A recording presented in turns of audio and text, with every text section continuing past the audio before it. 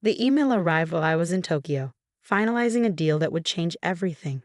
I almost dropped my phone when I saw the subject line. The house is sold.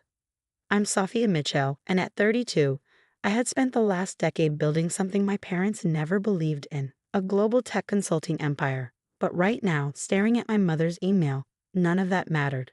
The house they had just sold, it was mine, or at least it was supposed to be. We got a great offer, much better than that little down payment you made. My mother's words glowed smugly on the screen. We've already signed the papers. It's done. My hands trembled as I read further. The house I had spent 5 years paying the mortgage on, the one my parents had insisted on keeping in their name just until you're more established, was gone. They had sold it right from under me while I was overseas closing the biggest deal of my career. I excused myself from the meeting, ignoring the concerned looks from my Japanese partners. In the hallway of the Tokyo high-rise, I called home. "Oh, Sophia." My mother's voice dripped with fake sweetness. "Did you get our email? Wasn't that wonderful news?" "Mom, that was my house." I managed to keep my voice steady. "I've been paying the mortgage for 5 years. Don't be dramatic." She dismissed my concern with practiced ease. "Your father and I needed the money for the company. Morris Tech isn't doing as well as we'd hoped. Besides, you're never even there, always flying around the world with your little consulting business." Little consulting business. If only they knew. Where am I supposed to live? I asked, though I already knew their answer. "You can stay in your old room," Mom chirped. "It'll be just like when you were in high school. Remember how nice that was?" Nice wasn't the word I use.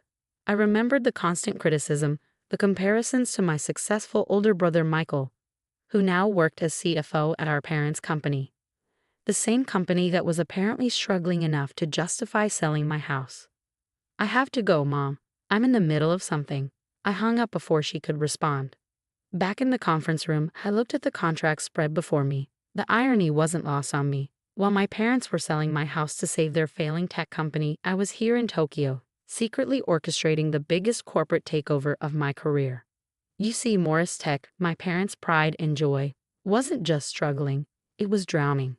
And I knew exactly why. For the past year, through a series of shell companies and strategic investments, I had been systematically acquiring their debt, positioning myself for this very moment. They thought I was running a little consulting business. In reality, I was the CEO of Phoenix Global, one of the largest tech consulting and acquisition firms in Asia. We specialized in turning around failing companies or dismantling them, depending on the situation. My phone buzzed again. A text from Michael. "Mom told you about the house?" "Sorry, sis, but business is business." Business is business. How many times had they used that phrase to justify their actions? When they refused to help with my college tuition because they were investing in the company. When they borrowed money from my savings account without asking because the company needed it. I texted back a simple "OK" and turned to Mr. Tanaka, my Japanese partner. "The contracts are ready." I asked in fluent Japanese, another skill my parents never knew I possessed. He nodded, sliding a folder across the table. "Everything is in place, Mitchell-san. Morris Tech won't know what hit them." I signed the final papers, sealing not just this deal, but my parents' fate. In less than 2 months, I would own controlling interest in Morris Tech, the company they had prioritized over everything. Over my education, my stability, and now my home would be mine. "Book me a flight home," I told my assistant. "It's time to pay my parents a visit." The next few weeks passed in a blur of legal documents and strategic meetings. I moved into a luxury hotel suite, refusing my mother's offers to come home. Every call from them went unanswered, every email unread. Let them think I was upset about the house. Let them think I was hiding in my little consulting business.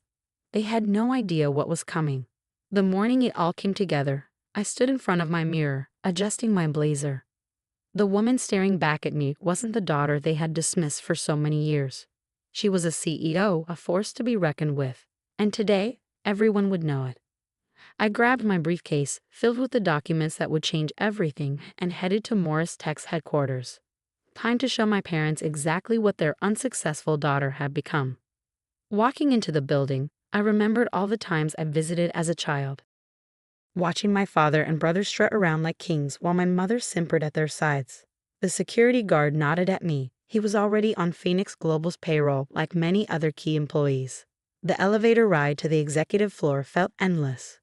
With each floor that passed, I thought about everything that had led to this moment. The years of dismissal, the constant undermining, the final betrayal with my house. All of it had brought me here. When the doors opened, I heard my mother's laugh echoing down the hallway. She was probably in the conference room, where the board was meeting to discuss the company's mysterious new majority shareholder. I took a deep breath and straightened my shoulders. It was time for the real Sophia Mitchell to introduce herself. I could hear voices from the conference room as I approached. My father's authoritative tone, my brother Michael's attempted reassurance, and my mother's nervous laughter. "This has to be a mistake," my father was saying. "Some anonymous company can't just buy controlling interest in Morris Tech. We built this company." "Dad, I've checked everything," Michael replied. "Phoenix Global owns 51% of our shares. They've bought up most of our debt too. We have to meet with their CEO today." "Well, whoever they are, will handle it," my mother added confidently. "We always do." I chose that moment to push open the conference room door. The entire board of directors turned to stare at me. My father's face darkened with annoyance. "Sophia, this is a private meeting. Whatever drama you're here about with the house can wait." I smiled, setting my briefcase on the polished table. "Actually, I'm right on time. The CEO of Phoenix Global is scheduled to meet with you at 10 a.m. My brother checked his watch, frowning. "Yes, but they're not here yet." "Actually, she is." I pulled out the contracts and documentation from my briefcase. "I'm here. I'm the CEO of Phoenix Global." The silence that followed was deafening. My mother's champagne glass slipped from her fingers, shattering on the floor. My father's face had gone completely white. "That's impossible," Michael stammered. "You run a small consulting firm." "You're not? You can't be." "Can't be what, Michael? Successful?" "A CEO. Too much of a disappointment to build something bigger than Morris Tech." I spread the documents across the table. "I think you'll find everything in order. My company now owns controlling interest in Morris Tech." My father lunged for the papers, his hands shaking as he read. "This is a joke. It has to be. Like the joke of selling my house without my permission?" I kept my voice steady. "Or the joke of borrowing from my college fund without asking? Or maybe like the joke of telling everyone I was a failure while I was building a global empire?" "We needed that money for the company," my mother interjected weakly. "We were protecting our legacy." "Your legacy?" I laughed. "Look around, Mom. Your legacy is now my company. Phoenix Global specializes in restructuring failing businesses.